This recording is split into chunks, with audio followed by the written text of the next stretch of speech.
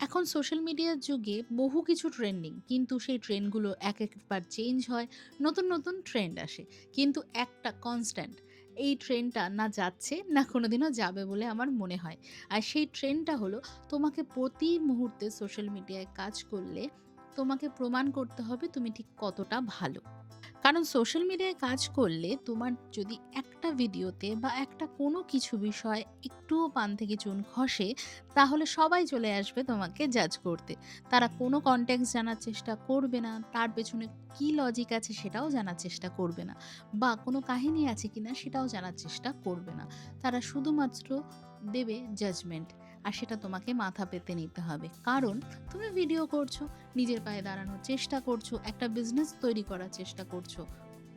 তারা কিন্তু তোমার কোনো অসময়ে তোমার পাশে এসে দাঁড়াবে না। কিন্তু তোমার যা করবে এদের মতো করে করতে হবে। আর এই এদেরকে আমি সবসময়ই বলি এভয়েড করতে। কারণ কারোর মন মতো করে তুমি কোনো দিনই চলতে পারবে না।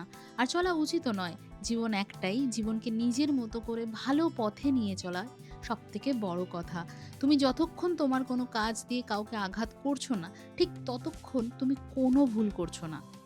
যতক্ষণ তোমার কাজ কারোর চোখের জলের কারণ হচ্ছে না, ততক্ষণ তুমি একদম সঠিক পথে আছো।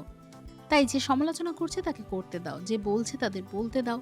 নিজে সৎ পথে সৎভাবে নিজের জীবনকে সুন্দর করে সাজিয়ে তোলো। তাতে কে কি বলল, কে কি করলো, কিচ্ছু যায় আসে না।